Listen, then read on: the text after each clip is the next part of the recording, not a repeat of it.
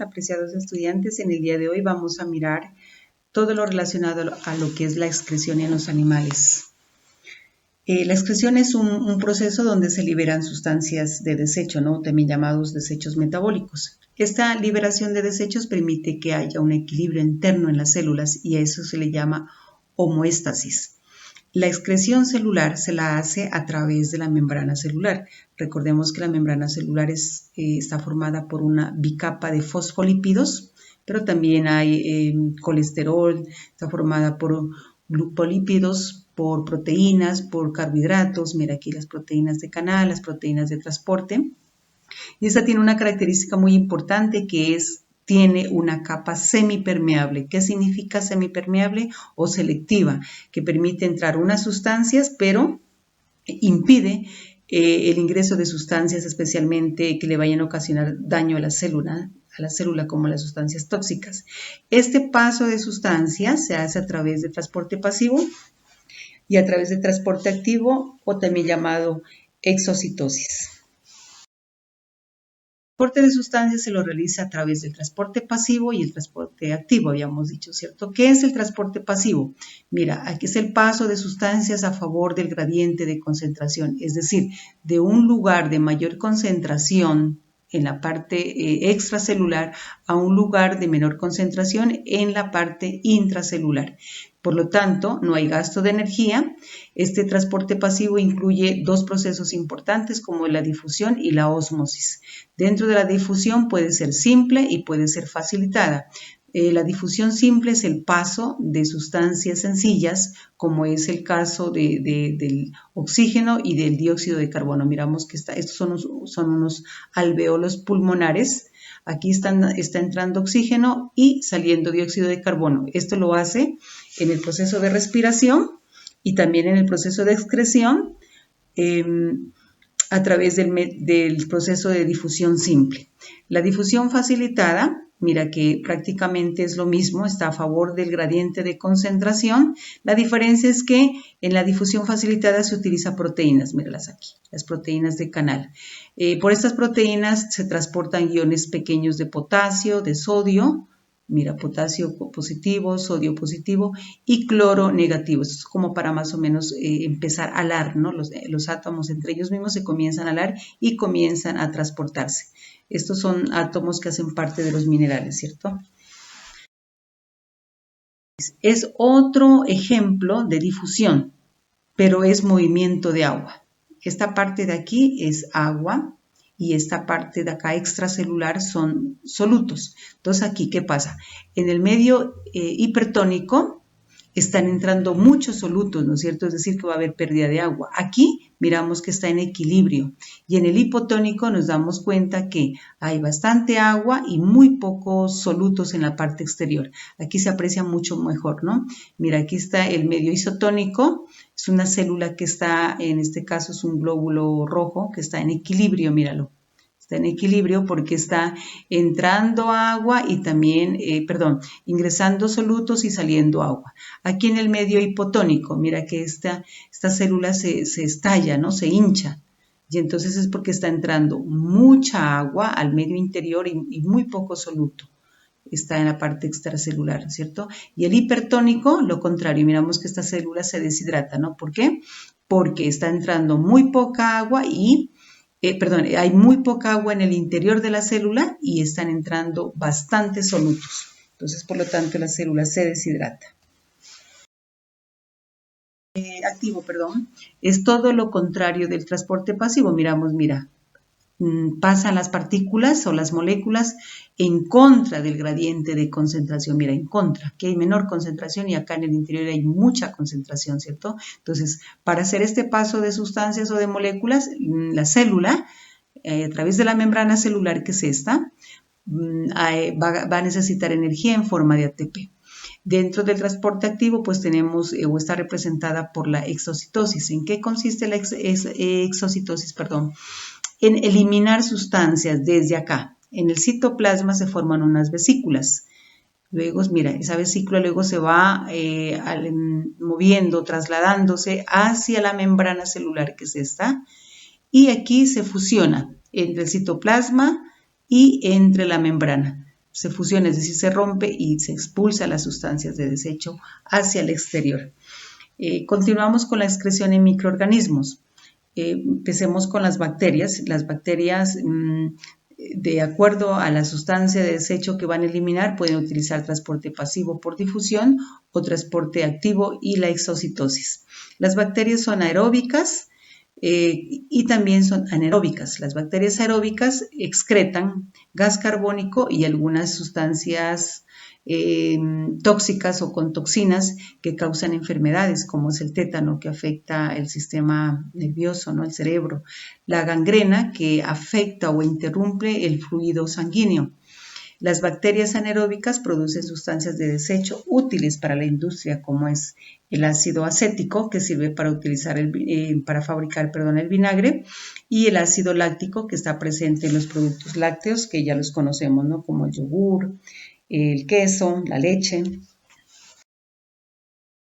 Aquí están, ¿no? Las bacterias. Estas son unas bacterias anaeróbicas. Excreción en los protistas. Entonces, los protistas la realizan por difusión también. Ellos presentan unas vacuolas. Mira, estas bolsitas que miramos aquí son vacuolas. ¿Qué hacen ellas? Recogen los desechos que están aquí en la parte intracelular, es decir, en la parte interna de cada organismo, y luego la liberan hacia el medio extracelular, y así mantienen la osmorregulación. Como los protistas tienen respiración aeróbica, ellos eliminan o excretan gas carbónico y sustancias nitrogenadas como la urea, que vamos a hablar más allá de qué es la urea. Aquí está su fórmula química. Excreción en hongos. Recordemos que tenemos dos tipos de hongos, ¿cierto? Las levaduras y los hongos multicelulares. Las levaduras excretan CO2, dióxido de carbono y etanol. ¿Y qué es el etanol? Pues el etanol sirve para fabricar o elaborar bebidas alcohólicas, ¿no? Por ejemplo, la cerveza, el vino. Pero también las levaduras sirven para la elaboración de algunas vitaminas de complejo B. Este ayuda a mantener el metabolismo normal, ¿no? De nuestro cuerpo. Los hongos multicelulares. Hay unos que excretan riboflavina. ¿Qué es la riboflavina? Esta es una sustancia utilizada para la renovación de las células y el mejoramiento del sistema nervioso, es decir, que producen vitamina B12. Excretan aflotoxinas. Mira, aquí están las aflotoxinas. ¿Qué son estas sustancias? Son tóxicas asociadas a ciertos tipos de cáncer, en especial en el hígado. Estos hongos afectan los cultivos de maíz, de arroz, de algodón. Mira, aquí muchos hemos visto, ¿no? El maíz con estas características, y es porque están siendo afectados con este tipo de hongo. Otros hongos excretan la psilocibina y la psilocina. Estas sustancias producen alucinógenos, y recordemos que los alucinógenos son los que alteran o trastornan la conciencia, ¿no es cierto? Continuamos con la excreción en las plantas. Las plantas, esa capacidad que tienen ellas de las sustancias que excretan, las vuelven a reutilizar para ellas mismas a través de los estomas. Recordemos que los estomas se encuentran en las hojas y producen, y ahí en este lugar o en esta estructura es donde se elimina el oxígeno y el gas carbónico, ¿no? Y estos gases son utilizados en procesos como la fotosíntesis y la respiración. Durante la transpiración, recordemos también que la planta transpira, elimina agua y otros productos de excreción como los taninos. O sea, estos son otros productos, ¿no? Aparte del agua, aparte del oxígeno y del gas carbónico, hay unas plantas que eliminan taninos. ¿Y qué son los taninos? Son unas estructuras que utilizan como un mecanismo de defensa de los animales herbívoros, ¿cierto? Y de algunos microorganismos. A nivel industrial son empleados para la elaboración de vinos, tratamientos de las pieles, es decir, de las pieles de los animales, ¿no? Para la elaboración de correas, todo lo que son productos de cuero. Y también para la elaboración de pinturas y de algunos alimentos. Que son los grandes viñedos, los cultivos de uva, ¿no? El látex, esa es otra sustancia que eliminan algunas plantas. El látex es, mira, aquí tenemos un ejemplo, toda planta que a través de sus tallos o de sus hojas eliminan una sustancia lechosa, esa sustancia lechosa contiene grasa de origen vegetal, ¿no? Y a nivel industrial se lo utiliza para la elaboración del caucho, es decir, de los neumáticos, de los tubos, tubos de neumáticos, perdón, tubos, lo que también le llaman, guantes, el mismo pegante y la goma de mascar, que es el chicle. Los aceites esenciales es otro producto de desecho de plantas. Estos son los que le confieren, o sea, o les dan el olor característico y agradable a algunas plantas y asimismo también a algunos productos. Se dan cuenta que, frutos, perdón, se dan cuenta que algunos frutos tienen unos aromas, ¿no?, muy ricos y esto es gracias a los aceites esenciales. Por ejemplo, el pino, el sándalo, los pétalos de las flores y el eucalipto. Entonces miramos aquí los aceites esenciales que sirven para elaborar todos los perfumes o elementos aromatizantes. El oxalato de calcio está presente en las espinacas, ¿no?, y en otras plantas también, como el perejil, la selga, los lirios, en especial en muchas hortalizas, ¿no? ¿Qué pasa con estas plantas? Ellas eliminan una sustancia que es usada como un mecanismo de defensa contra sus depredadores. Ya les dijimos, ¿no?, dónde se encuentra. El último grupo, que son los alcaloides, estos son, tenemos la cafeína, la morfina y la canambina. La cafeína sabemos que produce un efecto estimulante, está presente en las hojas de té. La morfina produce un efecto analgésico, es decir, que alivia el dolor, es un sedante, un tranquilizante, y está presente en la amapola, ¿no?, que les coloqué este ejemplo. Y la canambina, que tiene un efecto psicoactivo. Es decir, que esto ya son plantas que producen alucinógenos, ¿no?, como hablábamos también de los hongos, que obviamente pues afectan el cerebro, el sistema nervioso. Estas se encuentran en las hojas de las plantas del género Cannabis.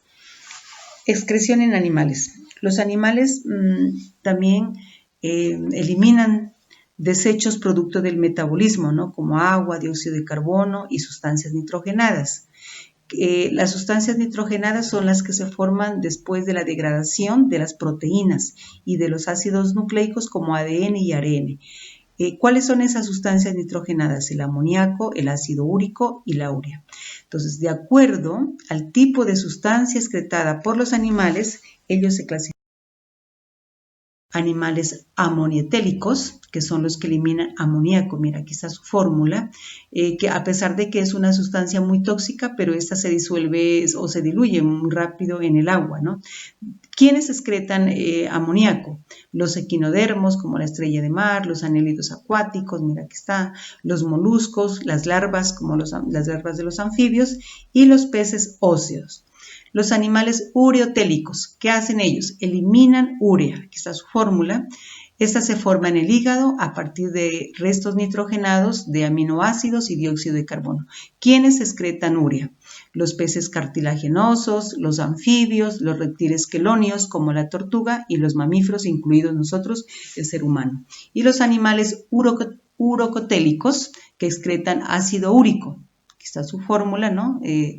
5 átomos de carbono, 4 átomos de hidrógeno, 4 de nitrógeno y 3 de oxígeno. Se forma en el hígado también a partir de amoníaco y otras sustancias nitrogenadas. ¿Quiénes excretan ácido úrico? Los artrópodos, toda la familia de los artrópodos, ¿no? Los insectos, los miriápodos, los crustáceos, los moluscos terrestres como el caracol, los reptiles, a excepción de la tortuga quelonia, y las aves. Mis estudiantes, hasta aquí nomás podemos mirar la temática de excreción. Faltan muchos temas, pero pienso que esta es la última clase. Espero muy juiciosos que desarrollen el taller. Ya saben, alguna pregunta, con mucho gusto estaré atenta para atenderlos. Que tengan un excelente día. Un abrazo.